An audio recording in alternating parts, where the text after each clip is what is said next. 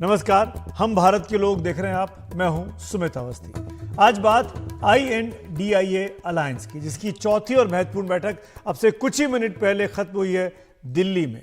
लेकिन अगर यह कहा जाए कि 9 दिन चले 2.5 कोस तो गलत नहीं होगा। पिछली बैठक में जिन बातों की घोषणा मुंबई में की गई थी 1 सितंबर 2023 को, वही बातें लगभग आज 19 दिसंबर 2023 को करीब 2.5 महीने के अंतराल के बाद रिपीट की गई। कोई भी नई चीज सुनने को इस बैठक के बाद अब तक नहीं मिली है। औपचारिक तौर पर कहा गया सीट शेयरिंग होगी। जिन राज्यों में जो दो पार्टियां आमने सामने हैं वो बैठकर तय करेंगी आपस में। और दूसरी बड़ी बात, प्राइम मिनिस्टर का चेहरा कौन होगा उस पर साफ किया गया कि जब चुनाव जीत कर आ जाएंगे तब तय करेंगे सांसद चुने हुए कि किसको पीएम बनाया जाए। यानी पीएम का चेहरा देकर INDIA अलायंस इस चुनाव में नहीं जाने वाला है, जो बात मल्लिकार्जुन खड़गे ने औपचारिक तौर पर बोली। लेकिन सूत्रों के हवाले से यह खबर भी आई कि इस बैठक के दौरान ममता बनर्जी ने कहा कि यह ठीक वक्त है एक दलित चेहरे को पीएम के पद का नुमाइंदा बनाने के लिए। उन्होंने मल्लिकार्जुन खड़गे का नाम लिया। 81 साल के मल्लिकार्जुन खड़गे जाहिर तौर पर ममता बनर्जी इस बहाने से बीजेपी की OBC कार्ड, जो कि वो प्राइम मिनिस्टर मोदी के लिए बोलती है, उसको बैलेंस करना चाह रही थी। ममता बनर्जी के प्रस्ताव का सूत्रों के मुताबिक अरविंद केजरीवाल ने स्वागत भी किया, लेकिन बहुत सी बड़ी पार्टियों ने अभी अपने पत्ते नहीं खोले हैं। तो औपचारिक तौर पर यह कह देना कि मल्लिकार्जुन खड़गे INDIA के संयोजक होंगे या पीएम पद का चेहरा होंगे, वो शायद अभी जल्दबाजी लगती है। एक और बड़ी खबर निकल कर आई। सूत्रों के हवाले से औपचारिक तौर पर नहीं बताया गया कि TMC समेत कुछ पार्टियों ने डेडलाइन दी है कि 31 दिसंबर के पहले सीट शेयरिंग का फॉर्मूला सार्वजनिक होना चाहिए, तय हो जाना चाहिए कि कितनी जल्दी हम किन किन सीटों पर चुनाव लड़ने वाले हैं और कौन कौन से लोग होंगे, क्या रास्ते होंगे, क्या कुछ निकल कर आए इस बैठक में। पहले आपको सुनवाते हैं इस 2 सवा 2 घंटे चली बैठक के बाद कांग्रेस के अध्यक्ष और INDIA अलायंस के बड़े नेता मल्लिकार्जुन खड़गे ने क्या कहा। बहुत से जगह जो हर एक पार्टी एक जो है वो ठीक ढंग से है। अब चाहे वो तमिलनाडु में हो, केरला में हो, कर्नाटक में हो या तेलंगाना में हो, बिहार में हो, अब जो मुद्दा है इसका यूपी में वो भी सुलझ जाएगा और बाकी का दिल्ली या पंजाब का है वो समस्या को भी किस ढंग से सुलझाना, ये भी बात बाद में तय हो जाएगी। हमने पहले सभी लोग जीत के आना है, जीत के लिए क्या करना उसके बारे में हम सोचे। कौन प्राइम मिनिस्टर बनना ये बाद में की बात है। MPs अगर नहीं है तो प्राइम मिनिस्टर की बात करके क्या फायदा है। तो इसीलिए हम पहले अपनी संख्या बढ़ाने के लिए एक होकर सभी लोग लड़ के हम मेजॉरिटी लाने की कोशिश करेंगे। तो क्या हुआ कुल मिलाकर इस बैठक में, इस पर समझेंगे। तमाम एक्सपर्ट भी हमारे साथ जुड़ रहे हैं, मेरे साथ मेरे सहयोगी भी जुड़ेंगे। परिचय कराता हूं, प्रशांत कुमार हमारे सहयोगी इस बैठक को कवर कर रहे थे, वो मेरे साथ हैं। विनोद शर्मा जो हिंदुस्तान टाइम्स के पॉलिटिकल एडिटर है, वरिष्ठ पत्रकार हैं, वो हमारे साथ हैं। एक और वरिष्ठ पत्रकार संजय सिंह हमारे साथ जुड़ रहे हैं। लेकिन एक तुरंत क्विक अपडेट लेता हूँ प्रशांत से। प्रशांत, सूत्रों के हवाले से 3-4 चीजें पता लगी हैं। आप बैठक को कवर कर रहे थे। मैं सबसे पहले आपसे जानना चाहता हूं, क्या खड़गे के नाम का प्रस्ताव किया ममता बनर्जी ने? और दूसरी बात, इस प्रस्ताव को स्वीकार क्यों नहीं किया गया? कहां अटक गया ये प्रस्ताव? देखिए सुमित, पहले अगर हम बात करें जिस तरीके से कई पार्टियों के सूत्रों ने हमें कहा था और कल ममता बनर्जी ने एक तरह से ऑन रिकॉर्ड ये बात कही थी कि फिलहाल चेहरे पर बातचीत नहीं होगी, चेहरे पर बातचीत चुनाव के बाद होगी। तो मुझे लगता है कि ममता बनर्जी का भी ये 180 डिग्री अगर हम टर्न कहें तो कोई गलत नहीं होगा, क्योंकि कल ममता बनर्जी कुछ और कह रही थी, लेकिन आज मीटिंग में उन्होंने अचानक एक तरीके से मल्लिकार्जुन खड़गे के नाम का प्रस्ताव रखा कि उनको PM उम्मीदवार होना चाहिए। अरविंद केजरीवाल ने भी फिर उसका का समर्थन किया और कुछ अन्य पार्टियों ने भी उनके नाम का समर्थन किया। तो मुझे लगता है कि जिसको कहते हैं आउट ऑफ द ब्लू ये नाम आना, क्योंककि पहले कांग्रेस की तरफ से ये बताया गया था कि इस विषय पर अभी फिलहाल कोई चर्चा नहीं की जाएगी। और आपने देखा मल्लिकार्जुन खड़गे ने जो प्रेस कॉन्फ्रेंस में बात कही, वही बात उन्होंने मीटिंग में भी कहा, हमारे सूत्रों ने बताया। उन्होंने कहा कि वो फिलहाल इस पर नहीं सोच रहे, उन्हें कुछ नहीं चाहिए, जब चुनाव जीतेंगे उसके बाद इन सब चीज़ों का पर डिसीजन हो सकता है, लेकिन फिलहाल इन चीज़ों की आवश्यकता नहीं है। जब हम जीत जाएंगे तब इन बातों पर विचार होगा। तो मुझे लगता है कि इसके लिए तैयारी भी नहीं थी, क्योंकि 3-4 दिनों से जो हम लोग को कांग्रेस की तरफ से बताया जा रहा था वो ये बताया जा रहा था न तो चेहरे पर चर्चा होगी न तो संयोजक के नाम पर चर्चा होगी। लेकिन आज नाम उछला, लेकिन उस पर जाहिर तौर पर उस पर केवल वो प्रस्ताव आया, उस पर कोई फैसला नहीं किया गया। नहीं तो क्या किन्हीं ने विरोध भी किया प्रशांत? किसी पार्टी ने? कांग्रेस पार्टी का क्या रिएक्शन था? राहुल गांधी का, सोनिया गांधी का?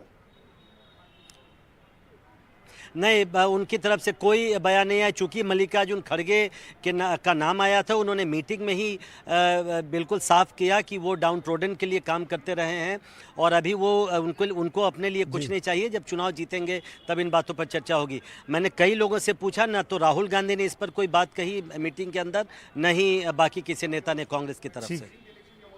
ठीक है प्रशांत, आपका शुक्रिया है। दो मेहमान मेरे साथ हैं, विनोद शर्मा और संजय सिंह। विनोद जी, एक क्विक रिएक्शन मैं आपका जानना चाहूँगा। ममता बनर्जी ने गुगली डाली, खड़गे साहब का नाम आगे किया, दलित चेहरा हैं, बुजुर्गवार हैं, बड़े एक्सपीरियंस हैं पार्लियामेंट्री सिस्टम के, 9-10 बार के सांसद हैं, विधायक कई बार रह चुके हैं। मैं ये पूछना चाह रहा हूँ कि उनके नाम पर सहमति क्यों नहीं हुई, अगर वो इतना अच्छा नाम किसी और पार्टी की तरफ से आया तो? भाई ऐसा है, अभी तो बातचीत शुरू हुई है, अभी सीट अलायंस पक्की नहीं हुई, कौन कितनी सीट पे लड़ेगा। और जो खारगे ने जवाब दिया वो सही जवाब था, गांव बसा नहीं चोर पहले आ जाए, ऐसा थोड़ी होता है। आपको इस पे बड़ा सोच विचार करके अपनी पार्टी के भीतर भी उनको सोच विचार करना पड़ेगा और उसके बाद ही ये बात तय हो सकती है। लेकिन मेरा ये मानना है कि ये नाम अगर फ्लोट हुआ है तो पब्लिक परसेप्शन में तो चला गया ये नाम, तो जब कैंपेनिंग होगी तो फिर वो बात चलेगी ना, जनता में चलेगी वो बात।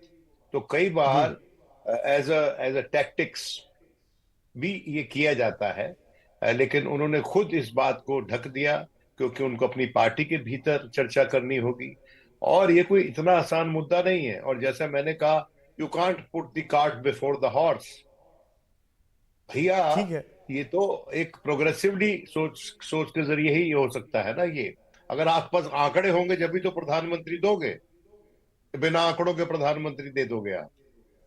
ठीक है संजय सिंह, एक तरफ prime minister Modi OBC community से आते हैं, पॉपुलर हैं, लगातार कई चुनाव, 2 चुनाव जीत चुके हैं लोकसभा के, गुजरात के 3 बार के विजयी मुख्यमंत्री हैं, चुनाव जिता के आते रहे एंटी इनकम्बेंसी को मात देते हुए। मैं ये पूछना चाहता हूं, अगर ये मोदी बनाम खड़गे होता है, ओबीसी बनाम दलित होता है, तो क्या लगता है आपको, इस लड़ाई को आप कैसे देखते हैं?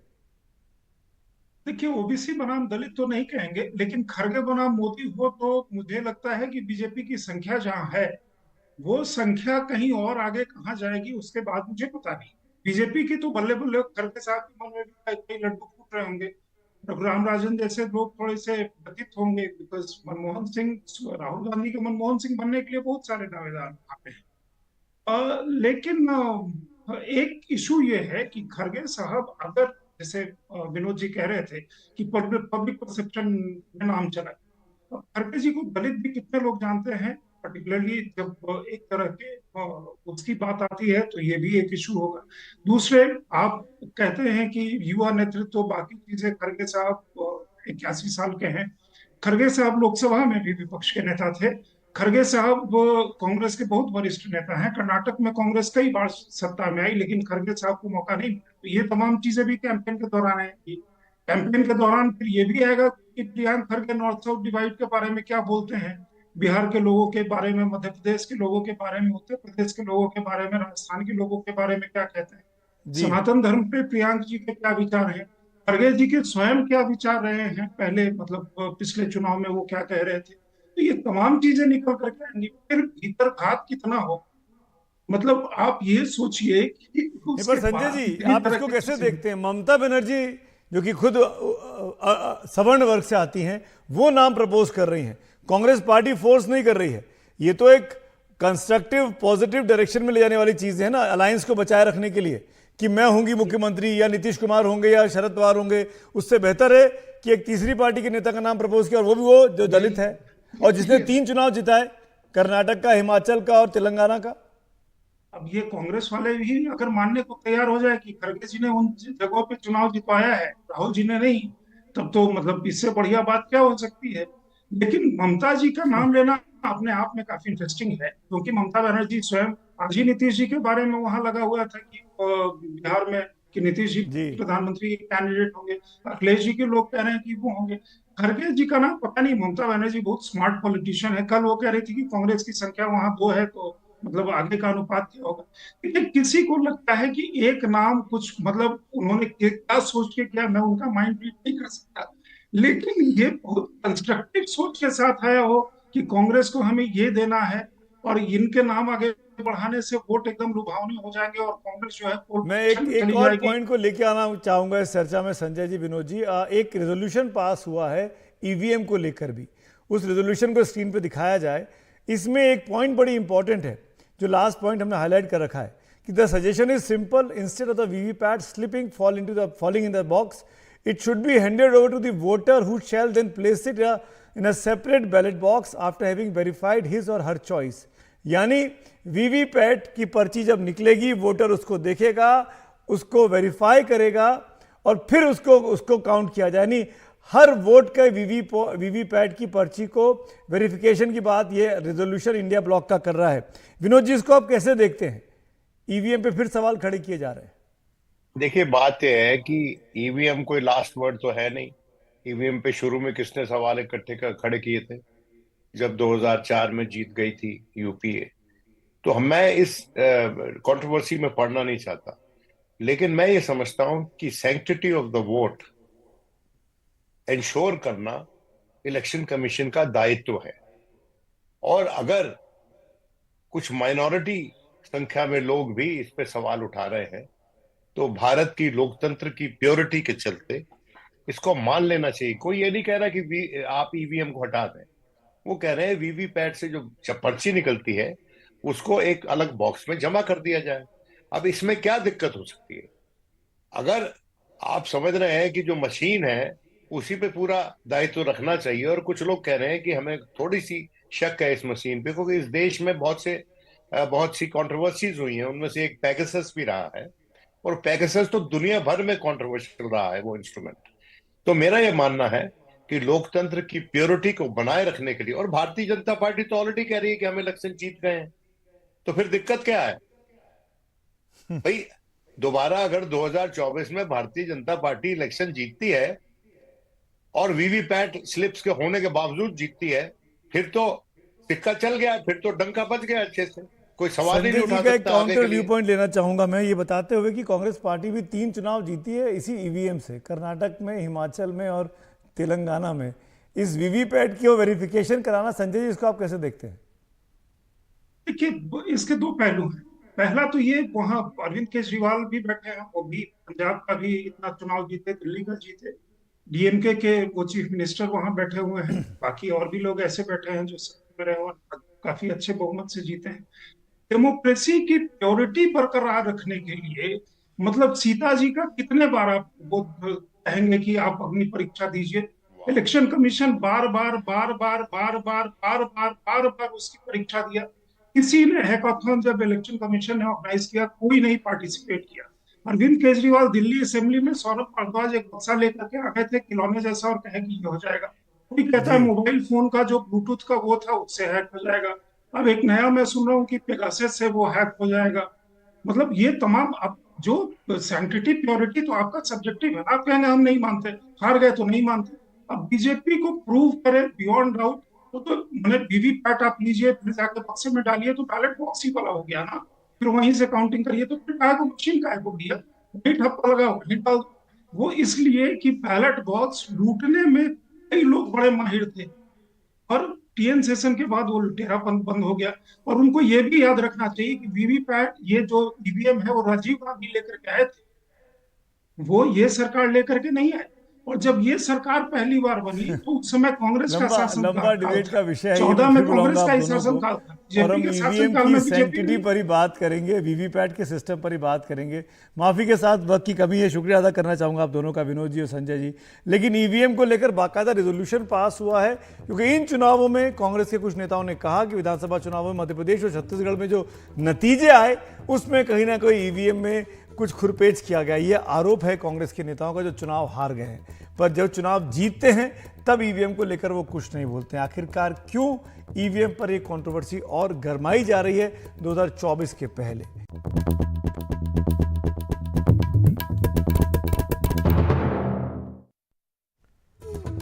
और अब बात वीडियो ऑफ द डे की। आज आपको एक तस्वीर दिखाते हैं जो बाई चांस एक मोबाइल कैमरे में कैद हुई। हथिनी और हथिनी के बच्चे की तस्वीर है, जंगल की तस्वीर है।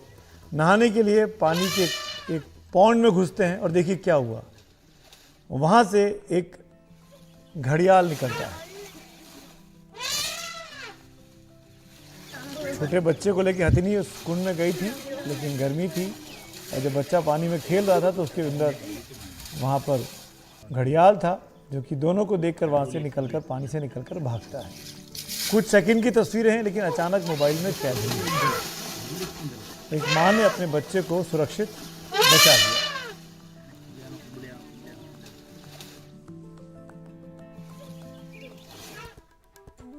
तो आज हम भारत के लोग में मेरे साथ इतना ही। ब्रेक के उस पार जरूर बने रहिए हमारे साथ। आपके साथ होंगे अखिलेश शर्मा, हॉट टॉपिक लेकर।